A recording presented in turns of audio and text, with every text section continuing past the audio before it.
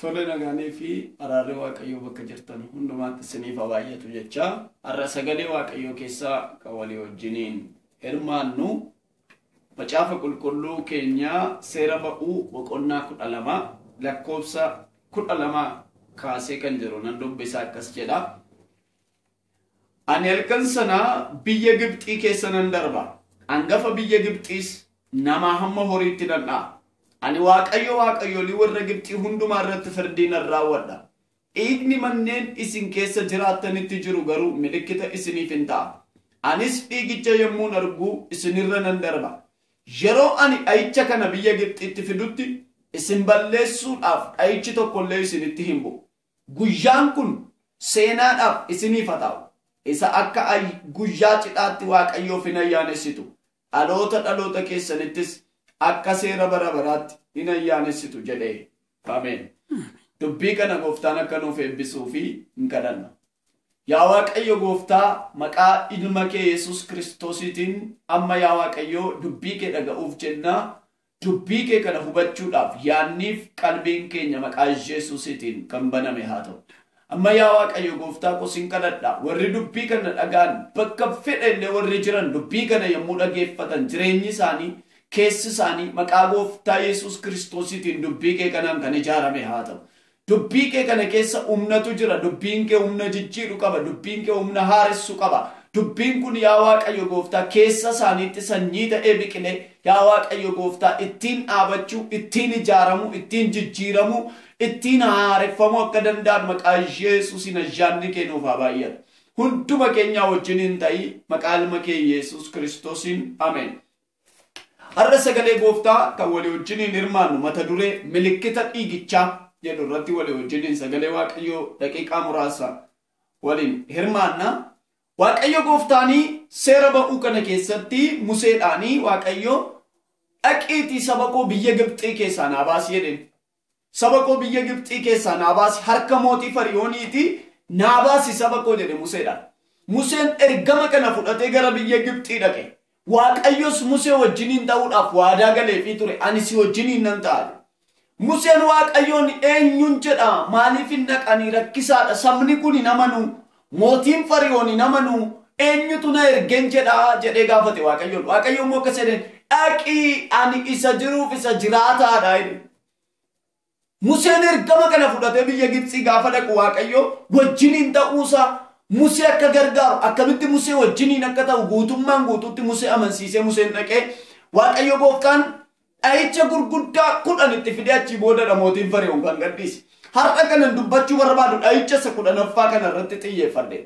Waaqayyo gooftaan fakkeenyaaf dha'icha isa 9ffaa akkas godhe. Bakka warri mootiin Fariyoon guutummaan jiran biyya Gibxii guutummaa dukkana guyyaa 3tiin rukuteen warri Israa'el naannoo isaan jiran immoo ifa ture. Gooshen bakki jedhamu sun immoo ifadha ture. Warri kaan dukkana baatiriidhaan dukkana wanta biraatiin hin daffaramne keessa jiraatu warri Israa'el immoo ifa guddaa keessa deddeebi'u. As deebi'ee kakuu haaraa keessatti immoo akkas jedha isin ijoollee ifaati. Waaqayyo gooftaanii isa nuu yaannu gararraatti nuuf hojjeta maqaan isaa kan eebbifame haa ta'u. Dha'icha isa 10ffaa kana irratti immoo akkas jedhe waaqayyo Museedhaan. Kan nama dhibu dha'icha isa 1 hanga 9tti jiru Musee yookiin Haaroontu ulee isaanii ol kaasee jennaan dha'ichi ta'atu. Isa 10ffaa kana garuu isa hangafa biyya Gibxii nan rukutaa. Isin immoo dhiiga balbala keessanitti dibadhaa hoolaa qaladhaa hoolicha immoo nyaadhaa isa jedhe Museedhaanis atis akkasuma godheedhen. Yeroo sanatti Museen raajii ture, luba ture, geggeessaa ture, nama waaqayyo irraa ergama fudhate ture. Garuu Museen isa waaqayyo jedhu dhagayeetu akkuma waaqayyo jedhe hoolaa qalatanii galgala sana dhiiga balbala isaaniitti dibatanii mana isaanii keessa taa'uu jalqaban.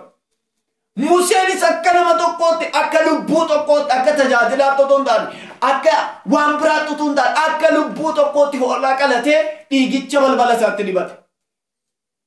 Gaafa waaqayyo biyya Gibxii keessa darbuu dhufu warri dhiigni balbala isaanii irra jiru duuni mana isaanii galuu hin dandeenye. Milikkita dhiigichaatiin. Haleluuyaa. Warri dhiigni balbala isaaniitti dibamee ture duuni mana isaanii seenuu hin dandeenye. Maaliif waaqayyo akkas godhe hangafa biyya Gibxii rukutan. 1 hanga 9tti dha'icha 1 hanga 9 isa jiru Musee yookiin Haaroontu ulee isaanii ol kaasa ture. Isa 10ffaa garuu anumatu dhufadhe waaqayyo. dhimmichi dhimma dhiigaati, dhimma hangafa rukutuuti, dhimma dhiigaan ooluuti, dhimma isaan dhiiga balbalatti dibatanii du'a jalaa miliquuti. Inni kun ana ilaallataa jedhe Waaqayyo. Wanti nutti ulfaate nu gadhiisuu dide Waaqayyoon ilaallatan ni olaanan. Maqaan isaa kan eebbifame haa ta'u. Ayicha isa kudhanaffaa Waaqayyo halkan gaafa darbuu dhufu warri Israa'el oolaa qalatanii balbala isaaniitti dhiiga dibatanii ture. Gaafa ilaalu Waaqayyo warri dhiigni balbala isaaniirra jiru bukkee darbuu jalqaba. Mana warra Gibxii keessaa immoo hangafa hundumaa, hangafa mootii, hangafa warra amma garbootaatti, hangafa horii isaanii, hangafa kan ta'e rukutuu jalqaba. Warra Gibxii biraa gaddara, warra Israa'el biraa immoo gammachuu. Kan na dhibe tokko waggaa 430 hamma kana mootii Gibxii jalatti bitamanii reebamaa rakkachaa kan jiraatan halkan sana gaafa oolicha qalatanii nyaatanii hin irraanfatanii eessa akka jiran. Bordeebinee dhannee waan sana hojjannaa, bordeebinee dhannee rakkannaa, borimmoo namaa gadi taanaa jedhanii yaadanne hin irraanfatan oolicha yommuu nyaatan. Hin irraanfachiisa jechuudha Yesuus. Hoolicha qalatanii yommuu nyaatan hin irraanfatan, irraanfachiisaadha Waaqayyoon keenya. Rakkina keessan isin irraanfachiisa Yesuus. Haala isin mudate isin irraanfachiisa Yesuus. Wanta isin ulfaate isin irraanfachiisa Yesuus. Hin irraanfatanii borganama deebinee dhannee mootichaaf hojjennaa. Dhiibbaan nurra ga'an jenne hoolaa isaanii mudhii hidhatanii hoolaa qalatanii nyaatan. Ba'uudhaaf warra qophaa'an ta'an halkan Waaqayyo warra Gibxii rukutuu yommuu jalqabu isaan asii gammadaa jiru. Waggaa 430 gammadanii taphatanii nyaatanii waan hin beekneef amma Waaqayyo halkan tokkotti irraa jijjiiraa jiru. Wantati waggaa baay'ee yeroo baay'eetti rakkatte gooftaan halkan tokkotti sirraa jijjiiruu danda'a. Daqiiqaatti sirraa geeddaruu danda'a. Milikkita dhiigichaatiin kun hin ta'a.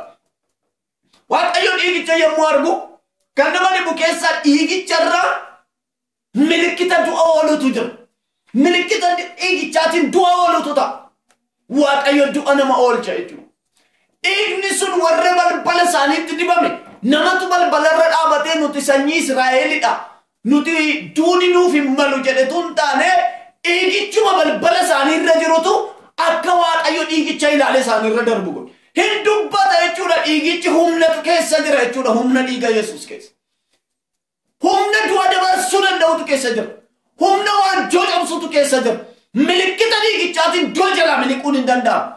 Har'a nan jedha warri kana dhaggeeffachaa jirtan viidiyoo kana ilaalaa kan jirtan maqaa gooftaa Yesuusin milikkita dhiigichaatiin wanti mana keessan seenuuf ka'e dhukkubni, duuni, salphinni harka Waaqayyootiin isinirra kan darbe. Milikkita dhiigichaatiin hin ta'a. Milikkita dhiigichaa gaafa argu Waaqayyo bukkee darbe mana isaanii bira darbe. Warra kaan hangafa rukutaa jira, mana warra kaanii gaddatu jira, mana warra kaanii boo'ichatu jira, warra kana bira immoo gammachuutu jira. Maaliin? Milikkita dhiigichaatiin. Achi booda warri Gibxii naanna'anii dhufaniitu warra Israa'eliin ganama asuma boqonnaa kana keessa lakkoofsa 33 irratti gaafa ilaallu nu hundumti keenya hin dhumna waan ta'eef jedhan. Dura dha'icha tokko hanga sagaliitti yaalanii dadhaban warri Israa'el. Amma gaafa Waaqayyo hangafa rukutu, gaafa Waaqayyo dhiigaan warra kana oolchu hundumti keenya baduu keenyadha waan ta'eef adaraa keessan nurraa deemaa jiran. Milikkinni dhiigichaa jiru bahuu keenya isa dhumaati. Namni gaafa milikkinni dhiigichaa irratti mul'ate wanta keessaan bahu jedhee yaade keessaa ba'a. Wanta biraan darbu jedhee yaade bukkee darba. Wantaan hin danda'u jedhe danda'a. Maaliin? Milikkita dhiigichaatiin. Haleluuyaa. Nu biraa deemaa adaraa keessan deemaa ba'a baqaananii dhaqanii fiiganii warri Israa'elii warri Gibxii. Maaliif? Gaafa ilaalanii mana isaaniitii kan du'e jiru. Mana isaanii gaddi jiru. Mana isaanii dhiiga dibame duwwaatu jiru. Garuu wanti tokko jira. Warri Gibxii hangafatu jalaa du'ee nan bu'aa jiru. Wanta jalaa du'etu jira kan isaan boosisaa jiru. Warri Israa'el immoo akka isaan gammadan, akka isaan taphatan, akka isaan hoolicha nyaatan kan godhe wanta du'eefiitu jira. Hoolichatu du'eefi. Hoolicha isa qalametu du'eefi. Isatu du'eefi jennaan qooda isaanii gammachuu argachaa jiru amma isaan gammadaa jiru. Hoolicha nyaatanii irraanfataniiru. Warri sun immoo jalaa du'ee ennaan bo'u, warri kun immoo du'eefi ennaan gammadu. Kan keenya Yesuusiin xumurame gatiin keenya hundumtisa. Nuuf du'ee nuuf xumure dhimma keenya maqaan isaa kan eebbifame haa ta'u. Egaa warri Gibxii naanna'anii dhufanii warra Israa'eliin nurraa deemaa kanaan booda iddoo kanatti hin barbaachiftan adaraa keessa nu hundumti keenya hin dhumnadhan sana dura yaalanii dadhaban dinqii adda addaatiin Musee yaalee dadhabe. Waaqayyo wanti akka nuti dhaabbannu kan barbaadu dinqii waan adda addaa lafa kana irratti mul'atu tun taane milikkita dhiiga isaatti amanne akka nuti dhaabbannu barbaada. Dhiiga isaa irratti akka nuti of gannu barbaada. Humna dhiiga isaatti akka nuti amannu barbaada.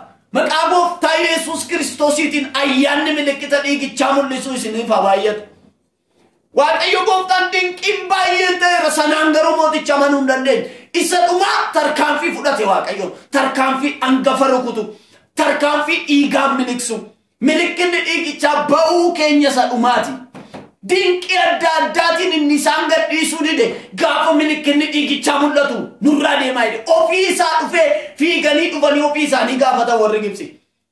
Gaafati milikkita dhiigichaa mul'iftu inni waggaa meeqa si gadhiisuu dide mana kee irraa deemuu kan dide dinqii adda addaa ilaaltee wanti baay'een sii ta'e si dhiisuu kan dide gaafa milikkitni dhiigichaa sirratti mul'atu utuu ati hin gaafatin si gadhiisee deema. Eebba kee gadhiisee deema. Jireenya kee gadhiisee deema. Nagaa kee gadhiisee deema. Gaa'ilaaf mana kee gadhiisee deema. Milikkitni dhiigichaa sirratti haa mul'atu malee. Milikkita dhiigichaatiin warri Israa'el hundumti isaanii hin oolan du'a jala. Salphina jalaa oolan. Gadda jalaa oolan. Ba'uu isaanii isa dhumaa ta'e. Kanaaf har'a guyyaa har'aa kana kanan isiniin jedhu lafa jirtanitti waan keessa jirtan keessaa ba'uu kan dadhabdan humni kan isin laa waan adda addaa isiniif kadhatamee bakka adda addaa dhaqanii dinqii argitanii yoo dadhabdan har'a furmaata tokko isa dhumaan isinitti hima milikkitni dhiigichaa isin irratti haa mul'atu. Sanaan booda warri Israa'el ba'uudhaaf yommuu qophaa'anitti milikkitni dhiigichaa irratti mul'ate ba'uudhaaf barii yommuu kaan Waaqayyo akkas jedhe. Harka keessan duwwaan bayinaa warra Gibxii irraa meetiif warqee haa kadhatan dubartoonnis namni hundumtuu haa ergifatu. Dhaqanii warri Israa'el gaafatanii ergifatan meetiis warqees akka walitti dhiyaatanitti dhaqanii irraa ergifatan barii kana fudhadhaa baadee Waaqa. Maaliif Waaqayyo akkas godhe jedhee gaafan yaadu lakkaa waggaa 430 beenyaan kaffalamne qabu harka mootii Fara'oon. Tola hojjechaa turan jechuun Waaqayyo isa kana kaffaluu barbaade dhaqaati irraa fudhaati adeemaa jedhan. Waan hundumaas achitti garba ta'anii hojjechaa turan al tokkitti itti kaffaleef Waaqayyo. Kan kee kan ta'e akka ormaatti qabamee kan jiru wanti hundumtuu jechuun gaafa milikkitni dhiigichaa sirratti mul'atu fidanii siif kennu adaraa kee fudhadhu siin jedhu. Milikkitni dhiigichaa nurratti haa mul'atu. Sanaan booda warri Israa'el biyya Gibxii keessaan ba'anii milikkita dhiigichaatiin ba'anii halkan faarfachaa bulanii ba'an gammadaa bulanii ba'an adeemsi isaanii gara yaada Waaqayyootti ta'e adeemsi isaanii kaayyoo Waaqayyoo jalqabuu ta'e gaafa milikkitni dhiigichaa mul'atu joo kaayyoo namaa garba taane kaayyoo ormaa kaayyoo diinaa galma geessifnatu hin taane kaayyoo Waaqayyoo raawwachuu jalqabna yaada Waaqayyoo raawwachuu jalqabna maqaan Gooftaa kan eebbifame haa ta'u hin kadhannu. Yaa Waaqayyo Gooftaa maqaa Yesuus Kiristoosiitiin har'a guyyaa har'aa kana dubbii kee milikkita dhiigichaa kan jedhu nutti dubbatteetta. Yaa Waaqayyo namoota kana dhaga'aa jiraniif sin kadhadha naannoo keenyaaf hundumaa maqaa Gooftaa Yesuus Kiristoosiitiin milikkita dhiigichaatiin milkaa'uun isaaniif haa ta'u. Milikkita dhiigichaatiin wanta isaan qabe keessaa bahuun isaaniif haa ta'u. Milikkita dhiigichaatiin jireenya isaanii kan mudde keessaa bahuun isaaniif haa ta'u. Milikkita dhiigichaatiin wanti duuni mana isaaniitti fiige jala miliquun isaaniif haa ta'u. Maqaa Gooftaa Yesuus Kiristoosiitiin isinan eebbisa. Milikkita dhiigichaa yerootti isin irratti mul'atee du'a jalaa ooltan isiniif haa ta'u. Milikkitni dhiigichaa yerootti isin irratti mul'atee salphina jalaa gadda jalaa boo'icha jalaa ooltan isiniif haa ta'u. Milikkita dhiigichaatiin du'a jalaa maqaa Yesuusiitiin oola. Dubbiin kun yaa Waaqayyo Gooftaa sanyii ta'ee keessa keenyatti biqilee jireenya keenya haa ijaaru. Ittiin haareffamuu akka dandeenyu ati nu faana ta'i. Hunduma keenyaaf ayyaanni kee haa baay'atu. Mana keenya irratti milikkitni dhiiga ilma kee Yesuus haa mul'atu. Ayyaana yaa Waaqayyo Gooftaa ogummaaf hubannaa milikkita dhiigichaa mul'isuu danda'u ati nuuf baay'isi. Maqaa isatti nu jaallatte ilma kee Yesuusiin. Ameen.